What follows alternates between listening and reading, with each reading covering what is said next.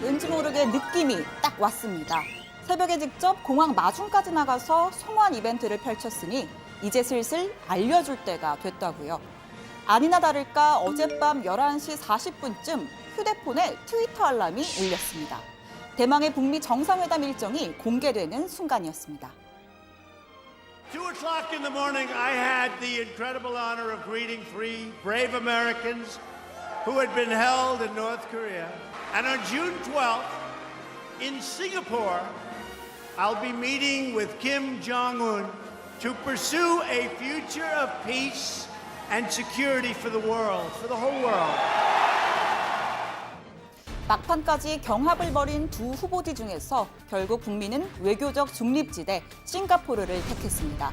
싱가포르 정부도 회담 유치를 기쁘게 생각한다며 한반도 평화 전망을 밝히는 계기가 되길 기대한다는 입장을 밝혔습니다.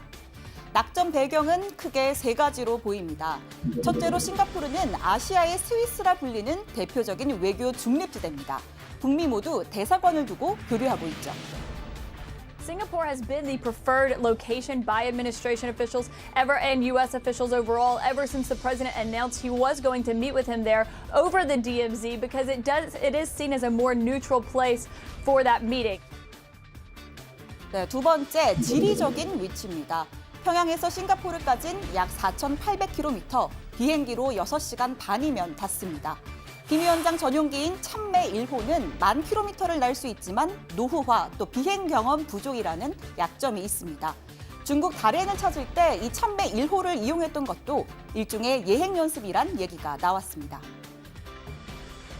5월 7일 오전 전용기를 타시고 평양을 출발하셨습니다.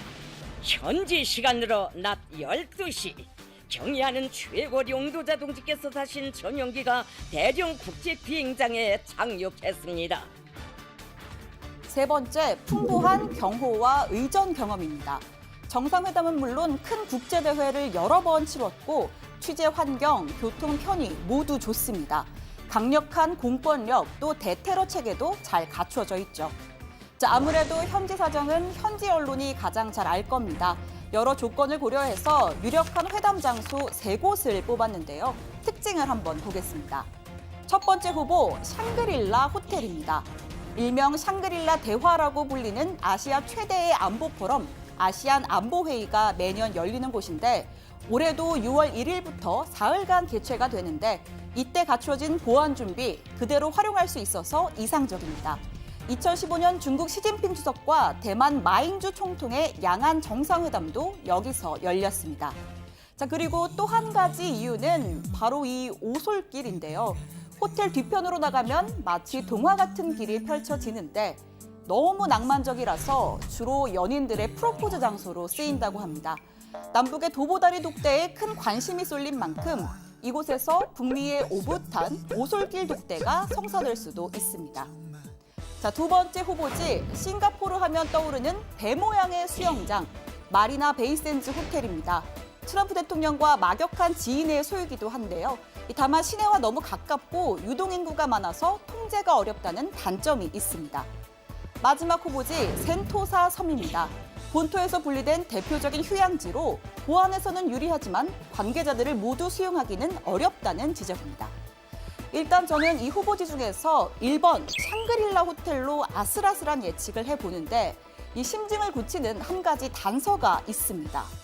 호텔 홈페이지에 들어가서 회담 앞둔 날인 6월 11일부터 13일까지 방을 한번 검색해 봤습니다.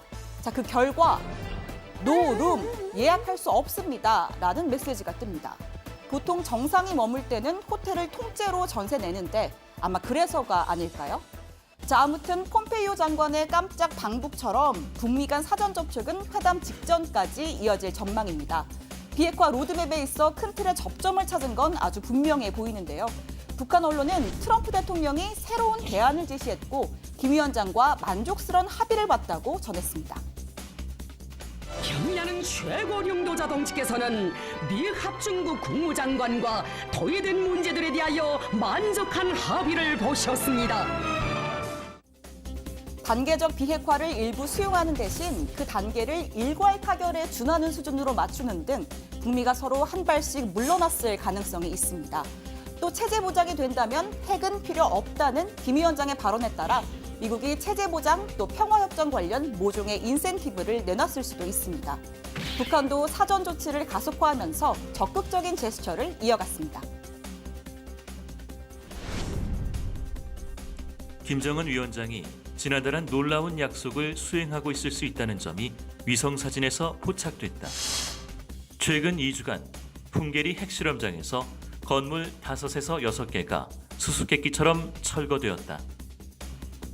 청와대는 북미 회담 일정이 정해진 만큼 조만간 남북 정상 간의 한라인 통화도 이뤄질 거라고 했습니다. 또 회담이 싱가포르에서 열리는 만큼 남북미 3자 회담이 연속해서 열릴 가능성은 낮지만 이 회담도 또한 조속히 열리길 희망한다고 설명했습니다.